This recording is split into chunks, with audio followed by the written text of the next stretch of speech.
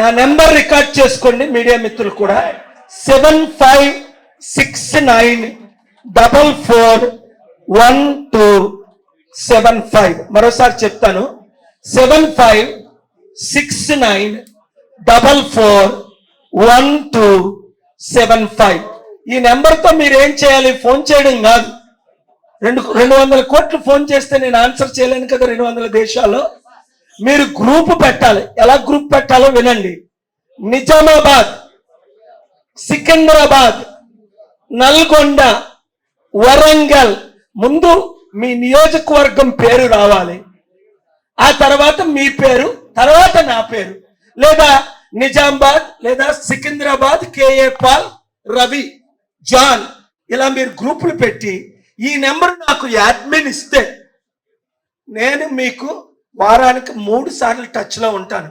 నా వీడియోలు పంపిస్తా. ఏం చేస్తాం మనం అప్పుడు? క్రైస్తవులు, ముస్లింలు, హైందవులు అందరూ కలిసి ఈ దుండగుల్ని, ప్రవీణ్ గారే నాతో కలిసి ఉంటే ఎవడైనా టచ్ చేసినా ఆయన్ని, ఎవరి స్వార్థం, ఎవరు బిజీలో వారు అడిగారు. వెయిట్ పర్లేదు. ఆయనే మన పార్టీలో కానీ నాతో కానీ కోఆర్డినేటర్ ఉంటే ఎవరికైనా దమ్ముందా? ఇగో బాబు ఇక్కడే ఉప్పల నా కోఆర్డినేటర్. ఎగ్జాంపుల్, ఎవరైనా టచ్ చేయగలరా? వెయిట్. ఎందుకు అంటే మనం అందరం ఐకమత్యం అవ్వాలి. ప్రపంచాన్ని శాసించి వచ్చాను, గెలిచి వచ్చాను. ఇక్కడ మనం ఓడిపోకూడదు అంటే మీరు నేను చెప్పినట్టు ఉండాలి. మీరు నేను చెప్పినట్టు చేస్తే ఇప్పుడు మనకి అన్నిటికంటే ప్రాముఖ్యం సోషల్ మీడియా వారు ఒక్కొక్క పోస్ట్ పెడితే 30 లక్షలు, 1 లక్షల వరకు వెళ్ళిపోతున్నాయి. కనుక మనకి మీడియా మద్దతు ఉంది. మెయిన్ ఛానల్ అన్ని మనం ఐకమత్యం అయ్యి మన దేశాన్ని, రాష్ట్రాన్ని కాపాడుకోవాలంటే మీరు ఒక్కొక్కరు ప్రవీణ్ పడగాల దైవజనుల పేరుతో మనం ఈ సికింద్రాబాద్ని గెలుద్దాం, మనం దేశాన్ని గెలుద్దాం, రాష్ట్రాన్ని గెలుద్దాం. మరొక దైవజనుల్ని టచ్ చేస్తే తెలుసు కదా మీకు అది. సో కనుక ఇప్పుడు నేను ప్రెస్లో మాట్లాడేటప్పుడు మీరు దయచేసి రికార్డ్ చేసుకోండి, కానీ డిస్టర్బ్ చేయకండి. ఎవ్వరూ మాట్లాడద్దు. ఒక 5 నిమిషాలు, 2 నిమిషాలు ఇంగ్లీష్, 3 నిమిషాలు, 4 నిమిషాలు తెలుగు.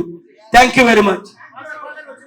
హైదరాబాద్, సికింద్రాబాద్ మీడియా మిత్రులకు, అన్ని social media, main stream media, print media owners నేను హృదయపూర్వకంగా దేవుని దీవెనలు మీకు రావాలని ప్రవీణ్ పగడాల ఒక హత్యని కేవలం యాక్సిడెంట్గా చిత్రీకరించడానికి Rajahmundry police SP, additional SP, అక్కడున్న ఇన్వెస్టిగేషన్ ఆఫీసర్ చేస్తున్నారని కొన్ని వేల మంది పాస్టర్లు ఆరోపిస్తున్నారు. అందుకని నేనే డైరెక్ట్గా వెళ్ళాను. అక్కడ అడిషనల్ ఎస్పీతో మాట్లాడాను, సిఐడిఎస్పీలతో. వారు ఇచ్చిన మాటలన్నీ అబద్ధాలే. డెడ్ బాడీ తీసుకెళ్ళక ముందే మేము పోస్ట్ మార్టం రిపోర్ట్ చేస్తానన్నారు, వెయిట్ చేయండి అన్నారు.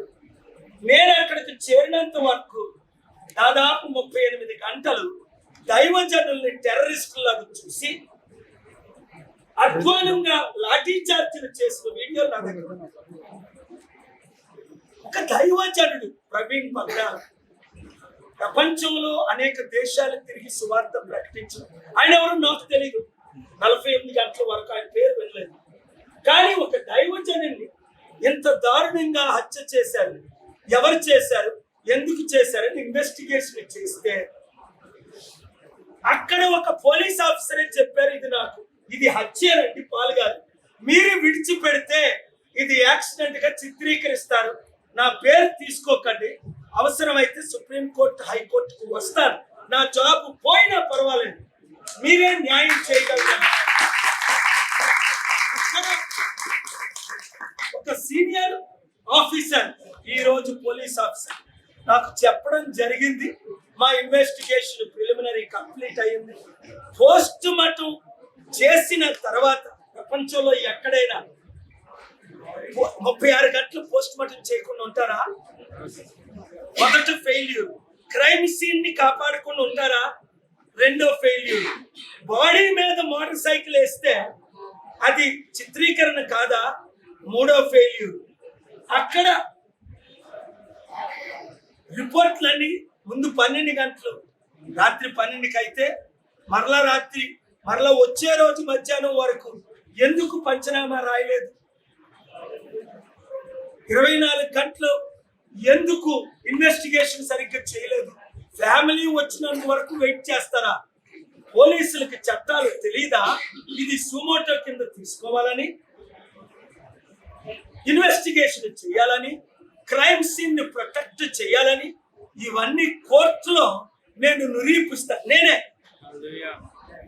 ఇక్కడ హైడ్రామా ఆడకుండా హైడ్రాని కోర్టులో కేసేసి ఇన్వెస్టిగేషన్ లేకుండా నోటీసులు ఇవ్వకుండా బిల్డింగ్లు కూల్చకూడదని ఆర్డర్ తెచ్చానా లేదా?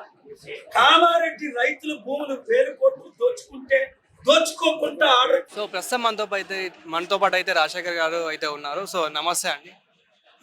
అసలు ఎలా జరిగింది అనుకుంటున్నారు? దీని వెనకాల చాలా అనుమానాస్పదాలు ఉన్నాయి కాబట్టి, సో అసలు ఎలా జరిగింది అనుకుంటున్నారు? దీని వెనకాల 100% కుట్ర దాగి ఉంది అనేటువంటిది మేము పూర్తిగా నమ్ముతున్నాం.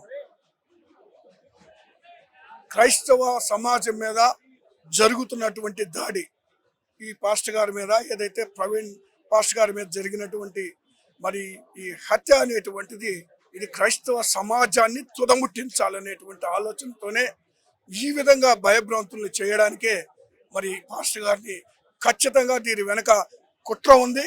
ఇది యాక్సిడెంట్ అని ఏదో మసిపూసి మారేడుకాయ చేయాలనేటువంటి ఆలోచన చేస్తూ ఉన్నారు. ఇది యాక్సిడెంట్ కాదు, ముమ్మాటికి హత్యే.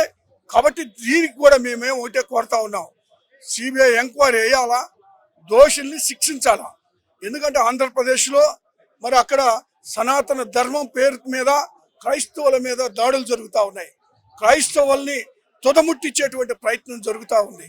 కాబట్టి వాళ్ళు ఎవరైతే ఖచ్చితంగా దీని వెనకాల మరి ఉన్నారో వాళ్ళని బయటికి తీయకుండా వీళ్ళు యాక్సిడెంట్ అనేటువంటి మాటతోటి మరి పోలీసులు కూడా దాన్ని కవరప్ చేసే ప్రయత్నం చేస్తారు. ఇంతకుముందు ప్రవీణ్ గారు మాకన్నా ఎక్కువ మీకు తెలుసు కాబట్టి, సో మీతో ఎలా ఉండేవారు?